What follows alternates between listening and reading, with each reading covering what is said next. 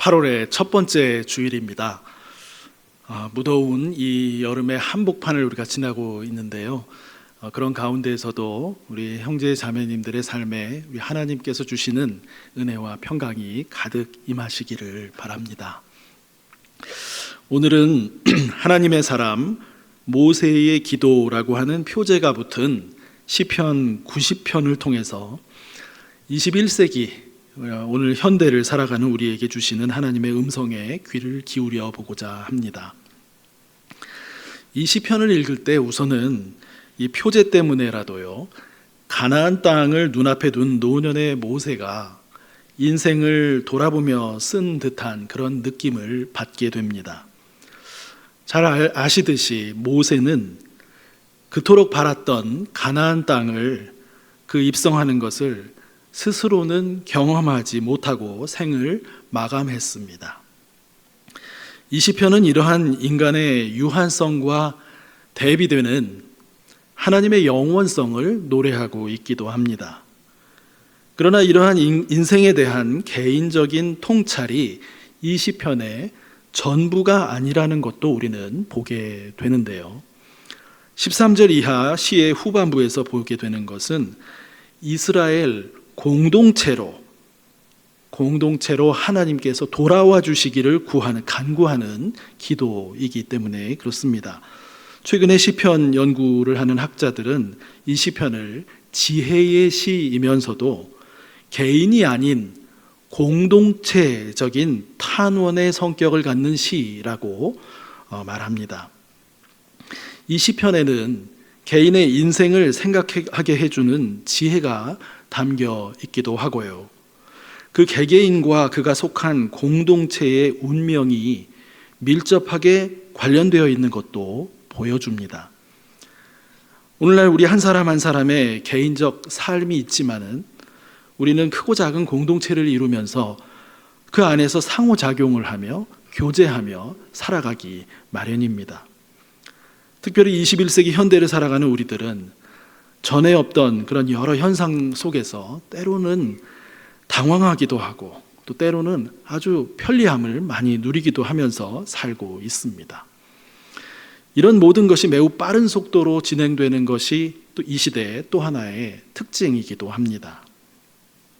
그래서 현대인들은 인생을 주도적으로 살아가겠다라는 그런 의도를 가지고 있음에도 불구하고 그와는 다르게 그저 시간의 흐름에 자기의 삶을 맡겨버리고 수동적이 되고 중심을 잃고 내면의 불안감도 커지기가 쉽습니다. 개인을 넘어서 사회와 국가 공동체도 이런 속도감을 가진 변화와 발전 속에 내적인 안정보다는 경쟁과 조급함의 문화 속에서 중심을 잃고 방황하게 됩니다.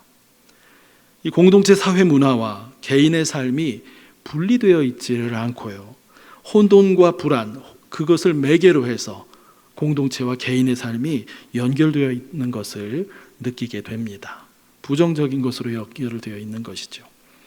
오늘 시편 기자는 이런 인생의 무상함과 유한성, 그리고 그가 속한 공동체의 매우 답답한 운명 속에 하나님께 기도하고 있다라고 볼 수 있습니다. 결론부터 말씀드리면 이 시편 기자는 이 모든 상황에서 삶의 문제의 해답이 어디에 있는지를 알고 있습니다. 시의 도입부인 1절과 2절 그리고 13절 이하 후반부에서 시인은 하나님과 함께하는 삶이 그 해답이라고 하는 것을 알고 있다라는 것이 드러납니다. 시인은 하나님을 우리가 머물러야 할 거처라고 마치 하나님이 장소인 것처럼 1절에서 표현합니다. 또한 그 하나님을 참된 거처로 하는 그런 복된 삶을 상실한 채 보내고 있는 하나님의 진노 속에 살고 있다라고 이렇게 표현하고 있는 이스라엘 민족 공동체의 현 상황을 7절부터 10절에서 말해주고 있는 것으로 보입니다.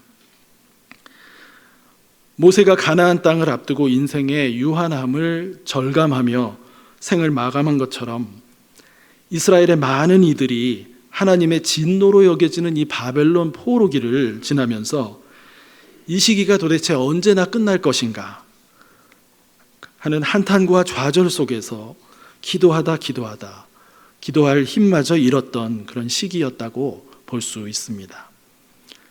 9절과 10절 말씀을 한번 보시기를 바랍니다. 우리의 모든 날이 주의 분노 중에 지나가며 우리의 평생이 순식간에 다하였나이다. 우리의 연수가 70이요 강건하면 80이라도 그 연수의 자랑은 수고와 슬픔뿐이요 신속히 가니 우리가 날아가나이다.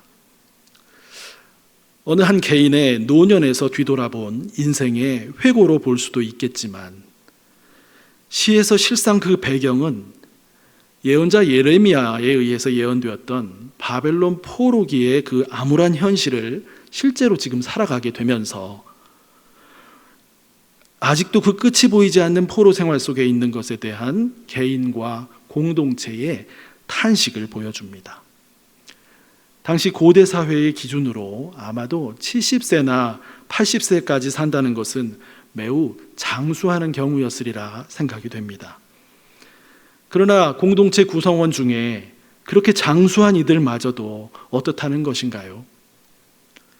포로기가 아닌 날이 없는 매일의 생활 속에 절망과 좌절을 배경으로 살았다고 하는 탄식입니다. 우리 국민들에게 8월 달은요, 광복절이 중앙에 놓여 있는 뜻깊은 달이기도 합니다. 우리나라도 일제강점기를 35년간 거치면서 나라 잃은 슬픔과 한을 뼈저리게 느낀 역사가 있습니다. 수많은 독립운동가와 민간인의 그 삶이 큰 절망의 현실 안에서 전개되었던 그런 시기였습니다. 개개인 인생의 유상함과 무상함도 그때도 물론 있었고요. 거기에 더해 공동체의 신음을 배경으로 살아야 했던 시기입니다. 나라가 흔들리던 그 구한 말부터 우리가 셈해 본다면은 아마도 그 시기를 사신 분들 중에는 태어나서 죽을 때까지 모든 시간을 나라의 주권이 엄청나게 흔들리던 시대에 살았다거나 나라의 주권을 완전히 빼앗긴 그런 시대에 사셨던, 그렇게 돌아가셨던 분들이 상당히 많을 것입니다. 우리가 기억하는 윤동주 시인은 해방을 불과 6개월 앞두고 생을 마감하셨고요. 도산 안창호 선생은 1938년, 그러니까 해방의 7년 전에 서대문 형무소에서 순국하실 때까지 염원했던 그 해방을 직접 맛보지는 못하셨습니다. 그러나 이분들의 삶과 행적은 무의미하지 않고요, 견실했으며 그 시대와 민중을 일깨우고 희망을 비춰주면서 후손들의 미래를 열어주었다라고 볼 수 있습니다. 이분들은 그 엄혹한 시절에서도 내면의 희망을 간직했던 분들입니다. 유한한 삶 속에서도 덧없음과 무상함을 그냥 탓하기만 하며 술과 무슨 도박으로 시간을 흘려보낸 그런 분들이 아니라요, 오히려 주도적으로 자기 시대에 부여된 사명과 소명에 부응한 삶을 사셨다고 볼 수 있습니다. 그렇다면 개인적으로도 공동체적으로도 국가적으로도 희망이 안 보이던 그런 시기, 오늘 본문의 배경이 시편 배경이 되고 있는 이 바벨론 포로기와 같은 이런 암울한 시기에도 빛을 발견하고 유한한 삶을 의미 있게 사는 길은 어디에서 가능한 것일까요? 그리고 생각해 보게 됩니다. 이런 시기에도 개개인의 유한한 삶은 무의미하기만 한 것이 아니라는 것을요, 빛을 발견하고 희망으로 살 수 있는 길이 있다는 것을 생각하게 됩니다. 오늘 위대한 시편 90편의 기자는 영원하신 분, 주 하나님께 그 희망의 이유가 있음을 시작부터 노래하고 있습니다. 그리고 그 하나님께서 이스라엘의 포로기 현실 가운데 이제는 돌아와 주시기를 간구하고 있습니다. 영원하신 하나님이 유한한 인간의 삶에 함께 해주실 때만 우리의 삶은 삶의 의미를 회복할 수 있음을 알기 때문입니다. 그러므로 본문 12절에 우리에게 날 계수함을 가르치사 지혜로운 마음을 얻게 하소서라는 이 기도의 내용은 개인의 차원과 공동체의 차원을 모두 포함하는 것으로 볼 필요가 있습니다. 개개인의 인생에 따른, 인생의 단계에 따른 현 위치를 하나님의 영의 도우심으로 살펴보는 일, 소중한 일이죠. 그런 일과 공동체의 삶이 걷고 있는 현 위치를 생각해 보는 일이 이 간구 안에 다 포함된다라는 말씀입니다. 이런 점에서 우리에게 지혜로운 마음을 얻게 하소서라고 하는 이 간구는 이 시편의 핵심 메시지를 담고 있다고 볼 수 있겠습니다. 그 지혜가 우리를 영원의 차원에 계신 하나님과 연결시켜 주면서 우리 삶을 의미 있게 해주기 때문입니다. 그렇지 못할 때 유한하고 또 무상한 인생은 시간만 흘려보내는 무의미로 채워질 수 있다라는 것입니다. 우리 현대인들의 삶도 그 지혜의 영과 함께하지 못할 때는 아무리 좋은 환경 속에서라도, 편리하고 화려한 환경 속에서라도 삶의 의미를 상실하고 정신적으로, 영적으로 무너질 수 있다라고 하는 말씀입니다. 우리 사회를 포함해서 오늘날 많은 사람들은 자본주의 사회 질서에서 물질의 획득에 지나치게 마음을 빼앗기고 사는 경향이 있습니다. 나를 즐겁게 해주는 일에, 나를 섬기는 일에 온통 마음을 빼앗기기 쉽습니다. 짧은 생이니 즐기기라도 해야겠다라고 하는 생각도 작용할 수 있습니다. 여러분, 우리에게 물질도 필요하고요. 삶을 즐겁게 살아가는 그런 것도 필요하지요. 또 짬을 내서 즐길 줄 아는 지혜도 물론 필요합니다. 부분적으로는 다 수긍되는 면이 있습니다. 그러나 부분적인 것과 본질적이고 온전한 것은 동일시될 수 없습니다. 우리는 더욱 본질적인 것을 붙잡아야 하는데 그것은 오늘 시편에서 말씀하시는 우리 마음을 둘 참된 거처를 바르게 찾는 일입니다. 왜냐하면 그 참된 거처에 거할 때 우리 삶에 지혜가 임하게 되기 때문입니다. 그 지혜가 제공해주는 대표적인 일은 때를 분별하게 해주는 일입니다. 즐겨야 할 때와 삼가야 할 때, 나를 위한 물질과 혹은 지식 이런 것들에 집중해야 할 때와 나를 위한 물질, 지식 이런 것들을 포기하는 것을 결단해야 할 때, 지혜의 영이신 성령은 우리가 다 소유하지 않아도, 다 누리지 않아도 자족함을 가지도록 우리를 도우십니다. 그분이 함께 계실 때만 우리 삶이 의미가 있게 됨을 깨닫게 해 주십니다. 그래서 삶에서 불필요한 것들에 대해서는 놓아버릴 수 있는 판단력을 주십니다. 우리가 인생의 어느 단계에 있든지 지혜의 영이신 성령과 함께하면서 사는 그 일을 가장 소중한 자리에 두는 것이 필요합니다. 하나님의 영이신 성령은 영원하시고 우리는 유한하기에 우리 삶의 어느 순간에도 하나님의 영과 만나는 일이 발생하면 하나님의 안에 거하게 된 우리의 존재는 어떻습니까? 결코 작지만도 않고요, 유한하지만도 않고요, 허무하지만도 않게 됩니다. 그러나 하나님의 영과 아무 관계없는 삶을 살아가고 세상에서 오는 다양한 세상의 지혜들, 물질을 더 많이 빠르게 획득하는 법, 인간관계를 잘 살펴서 안전하게 높은 자리에 쉽게 오르는 법, 최대한 많은 쾌락을 누리는 법 같은 일에 마음을 빼앗기게 되면 정말 속절없이 인생을 흘려보내게 될 수 있다라고 하는 경고이기도 합니다.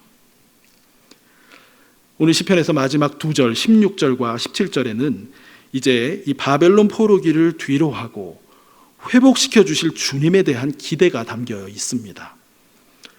마치 도산 안창호 선생이나 시인 윤동주 선생이 그러셨듯이 자신이 직접 해방과 자유를 맛보지는 못하더라도 후손에게 주어질 희망의 미래를 보며 기뻐하는 마음과도 흡사합니다. 시인이 보기에는 그것이 포로기의 종말을 하나님이 선물로 가져다 주는 것이 후손들에게 주님의 영광을 드러내는 일로 여겨졌던 것 같습니다. 후손들이야말로 하나님과 함께하는 삶을 소중히 여기고 지혜롭게 번영하는 삶을 살기를 바라고 기도하는 이 시인의 모습이 느껴지는 대목이기도 합니다. 그리고 마지막 17절에서 우리의 손이 행한 일을 견고하게 하소서라고 하는 이 간구가 우리에게 울림을 줍니다. 주님, 우리에게 은총을 주십시오. 그래서 주님의 은총 속에 우리의 손이 행한 일이 견고해지게 해 주십시오라고 하는 간절한 바람입니다. 윤동주와 안창호 선생 같은 분들이 그 엄혹한 시대 속에서 행하셨던 그 일들을 이에 빗대서 생각해 보면 더욱 그러한 마음이 듭니다. 지혜의 영이신 성령이 함께 하시지 않는다면 우리 삶은 기껏해야 세상 지혜를 따라가기가 쉽습니다. 그러나 이런 세상 지혜를 따라 행한 모든 일은 그저 흘러 지나갑니다. 자신과 주변에 해를 끼치지 않으면 그나마 다행입니다. 교만과 허영의 분위기에 일조하면서 자신은 물론 이웃과 사회에 직간접으로 해를 끼치게 되기 쉽기 때문입니다. 그러나 지혜의 영이 함께 하시며 우리가 행한 일들은 크든 작든 의미를 담게 됩니다. 성령의 9가지 열매를 한번 생각해 보십시오. 영원하신 하나님과 함께한 모든 일은 그것이 작더라도 영원하다고 할 수 있겠습니다. 그런 면에서 견고하고 견실한 행함이 된다라고 하는 말씀입니다. 그렇다면 우리는 어떻게 이 지혜의 영이신 성령을 우리 삶에 모셔드리고 함께 인생길을 살아갈 수 있을까요? 이 지혜의 영, 성령은 우주 공간에 떠다니는 막연한 어떤 기운이 아닙니다. 이런 것이 아닙니다. 놀랍게도 이 영은 하나님의 아들로 이 땅에 오신 예수님께서 죽으시고 부활하신 후에 만민에게 열려지게 되고 믿는 자에게 부어진 그리스도의 영이자 하나님의 영이십니다. 다른 어떤 종교에서도 찾아볼 수 없는 독특한 예수 그리스도의 부활의 영이라고 할 수 있겠습니다. 예수님은 부활하셔서 제자들에게 나타나셨을 때 당신을 믿게 된 제자들을 향해 숨을 내쉬시며 성령을 받으라 라고 말씀하셨습니다. 요한복음 부활장의 이야기이지요. 성령을 받는 길은 인간의 몸으로 세상에 오신 하나님의 아들 예수님을 믿음으로 받아들이는 데에 있습니다. 지식도 아니고 돈도 아닙니다. 착한 일 많이 하면 얻게 되는 것도 아닙니다. 신약 성경에서 말씀하는 예수 그리스도에 대한 열린 마음과 믿는 마음 안에 성령님이 오십니다. 왜냐하면 그분은 예수 그리스도의 영이시기 때문입니다. 사도행전 2장의 오순절 성령 강림 사건은 그 일이 최초로 드라마틱하고 강력하게 믿음의 사도들과 제자들에게 임한 사건이고요. 그 이후 모든 세대의 삶 속에서도 동일하게 믿는 자들에게 성령이 임하십니다. 그리고 여러분과 제가 그런 은혜를 받은 사람들입니다. 지혜의 영이신 성령은 우리와 함께하고자 찾아오십니다. 우리는 우리를 찾아오시는 성령을 향해 마음을 열고 그분을 찾으며 그분 안에 우리의 거처를 두는 삶을 살아가야 합니다. 그것이 바로 우리의 유한한 삶을 긍정으로 감사로 받아들이게 하고 하루하루의 삶에 의미와 충만을 가져다 주는 길입니다. 그것을 기억하시기를 바랍니다. 아침에 났다가 저녁에 지는 풀과 같은 인생이라 하더라도 지혜의 영이신 성령과 함께하며 살아갈 때는 영원과 연결이 되며 죽음 이후에도 이러한 영원과 연결된 삶이 끊어지지 않으며 그러한 믿음과 소망 안에 살게 된다라고 하는 말씀입니다. 그리고 무엇보다 성령 안에 사는 삶에서 중요한 것은 이 그리스도의 부활의 몸이 보여주는 우리 믿음의 사람들의 최종 모습을 소망하는 일입니다. 최종적인 하나님 나라의 완성의 때에 부활하신 그리스도의 몸과 같은 유형의 몸으로 우리도 부활의 새 삶을 살게 됨을 약속해 주시고 계시다는 것을 기억하십시다. 뿐만 아니라 온 창조 세계도 그 그리스도의 부활의 몸과 같이 치유되고 온전케 된 모습으로 변화할 것이라고 약속해 주고 계십니다. 이 약속을 믿는 믿음으로 살라고 하는 것이 복음서와 바울서신과 같은 신약 성경의 핵심 메시지입니다. 이 약속된 미래를 소망하며 오늘의 현실을 살아갈 때 지혜의 영이신 성령께서는 계속해서 우리 삶에 의미와 가치를 더하시며 함께해 주실 것입니다. 그래서 우리가 하는 수고가 하나도 허무하게 소멸되지 않도록 도와주실 것입니다. 지금까지 우리가 이런 삶을 잘 못 살았어도 희망이 있습니다. 영원하신 주님과 지금부터 연결되면 그 자체로 희망과 자유가 생기고 또 시작되기 때문입니다. 오늘 시편 90편은 개인의 인생을 깊이 묵상하는 지혜를 제공해 줍니다. 그러나 또 한편 인생의 배경이 되는 사회와 국가 공동체의 상황과 개인의 삶이 밀접하게 연결되는 것도 보여주기도 합니다. 오늘 말씀을 통해 우리 개인의 삶의 굴곡이 어떠하든지 또 우리가 속한 사회와 국가 공동체의 상황과 운명이 어떠하든지 지혜의 영이신 성령의 영원하심 안에 거하면서 세상을 사는 일이 중요함을 기억하시길 바랍니다. 인생의 의미를 회복하고 오늘 현재를 약속된 참된 희망의 빛 속에서 살아가는 그 길은 유일하게 이 길뿐임을 붙잡으시기를 바랍니다. 그리고 그 지혜의 영 성령께서 이 땅에서 우리가 하는 개인과 공동체의 일을 축복하셔서 손으로 행하는 모든 일이 견고하게 되도록 부활의 새 빛에 비춰보아도 그것이 의미 있는 일이 되도록 인도해 주시기를 기도하며 나아가는 저와 여러분 되시기를 간절히 소망합니다. 함께 기도하겠습니다. 하나님, 지혜의 영이신 성령님과 함께하는 인생을 살도록 인도해 주신 은혜를 감사합니다. 우리의 삶이 허무한 인생이 되지 않고 성령님과 함께하는 삶 속에서 언제나 길과 희망을 발견하며 살도록 도와주십시오. 그리하여 행하는 모든 일이 견고하게 열매 맺는 삶을 살도록 저희 모두를 축복해 주십시오. 감사드리며 예수님의 이름으로 기도드립니다. 아멘.